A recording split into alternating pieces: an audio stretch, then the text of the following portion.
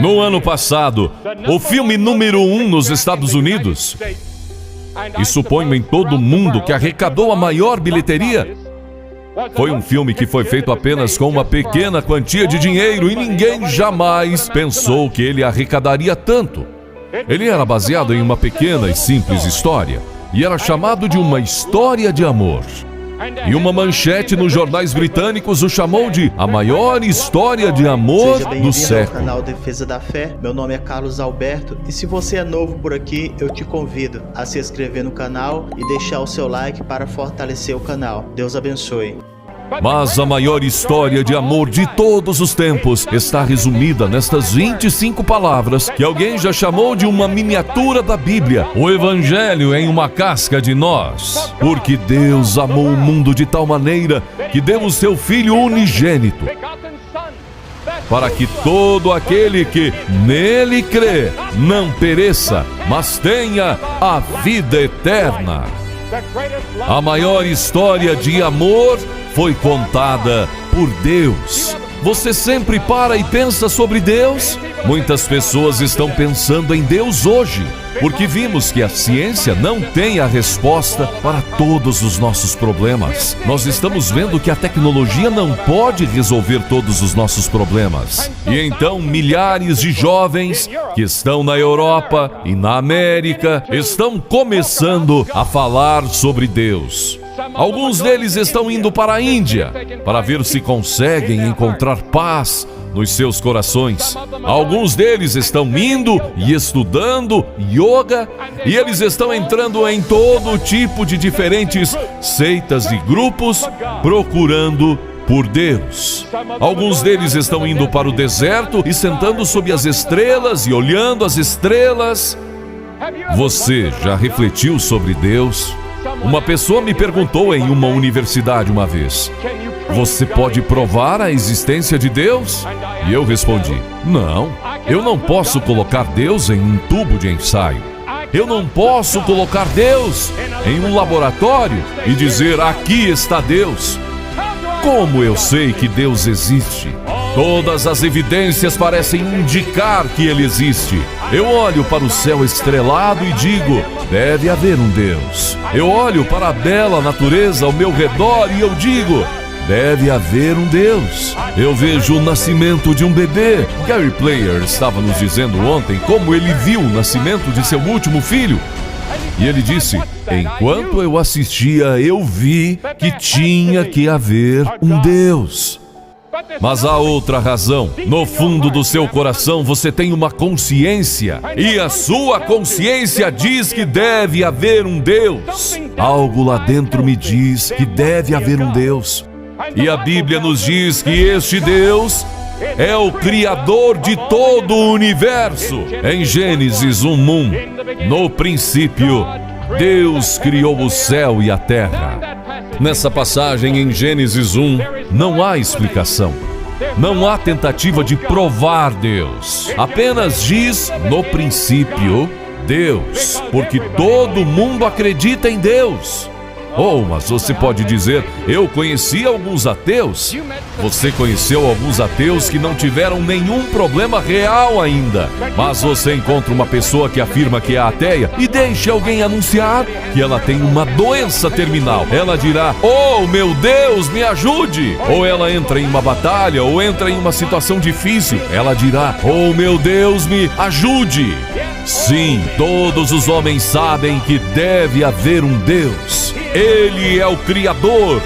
Pela palavra do Senhor foram feitos os céus. Agora, a Bíblia nos diz que Deus é um espírito. Deus não tem um corpo como o seu. Se Deus tivesse um corpo como o seu, ele teria que estar em um lugar, em um tempo. Mas Deus não tem um corpo como o seu. Deus é um espírito. E Deus pode estar na África, Ele pode estar na Ásia, Ele pode estar na Europa, Ele pode estar na América, tudo ao mesmo tempo. Ele pode estar em um planeta, Ele pode estar na Lua ao mesmo tempo. Eu conversei com alguns astronautas que foram para a Lua e eles me disseram que sabiam, enquanto passeavam ao redor da Lua, que devia haver um Deus. Eu conversei com alguns prisioneiros de guerra do Vietnã Apenas alguns dias antes desta viagem, eu conversei com aqueles primeiros prisioneiros que voltaram para os Estados Unidos e eles me disseram que naquelas celas das prisões do Vietnã, por 5 anos, eles sabiam que havia um Deus. Deus é um espírito. A Bíblia nos diz que Deus é imutável, Ele nunca muda. A moda muda, todas as partes da nossa cultura e vida mudam, a tecnologia muda e vastas mudanças estão em andamento em todo o mundo. Mas Deus nunca muda. A Bíblia diz: eu sou o Senhor Deus, eu não mudo. A Bíblia diz que não há mudança nem sombra de variação em Deus. Deus não mudou em milhares de anos. Daqui 10.000 anos, 10.000 eras, Deus será o mesmo. Deus existe de eternidade em eternidade. Deus não muda. Mas a Bíblia também nos ensina que Deus é um Deus de amor, que Deus ama. Fico feliz que isso esteja na Bíblia, de Gênesis a Apocalipse, que Deus é um Deus de amor, de misericórdia e graça. E Deus ama todo mundo. Eu não ligo para quem você é. Ele tem os fios de cabelo da sua cabeça contados. Ele vê o pardal cair. Ele está interessado em você. E Ele ama você. Agora há várias palavras gregas que são traduzidas amor. Eros significa amor sexual. Filha significa amor de amizade, o amor que eu teria por um amigo.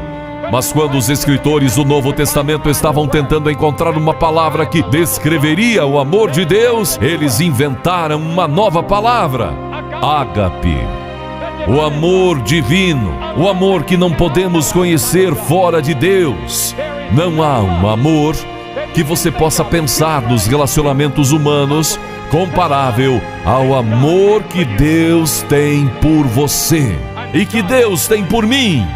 Deus ama você. Você diz: mas Billy, eu não mereço tanto amor. Eu sou um pecador, eu quebrei a lei de Deus, eu falhei com Ele milhares de vezes. Eu sei.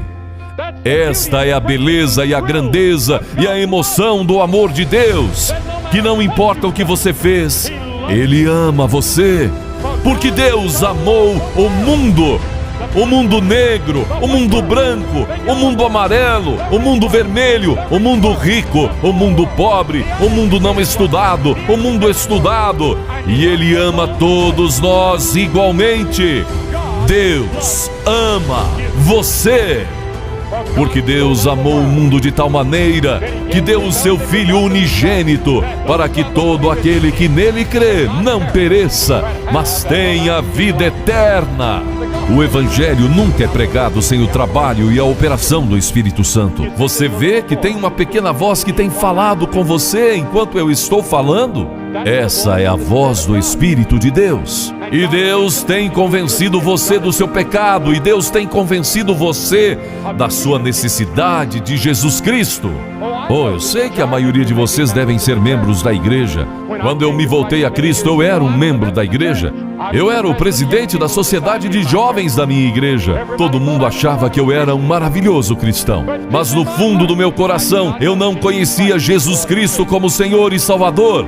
Ele deu seu Filho. O que você tem que fazer? Você tem que fazer alguma coisa. O que é? Primeiro, você tem que se arrepender de seus pecados. Jesus disse: arrependam-se. O apóstolo Paulo disse: agora Deus comanda todos os homens de todo o lugar a se arrependerem. Deus o comanda a se arrepender. Você já se arrependeu de seus pecados? Você se lembra do momento em que se arrependeu? Você diz: legal, Billy, o que você realmente quer dizer com se arrepender? Bem, primeiro de tudo, o arrependimento traz consigo a ideia de que você diz: Senhor, eu sinto muito pelo meu pecado. Você já disse isso para Deus? Eu sinto muito? E realmente sentia?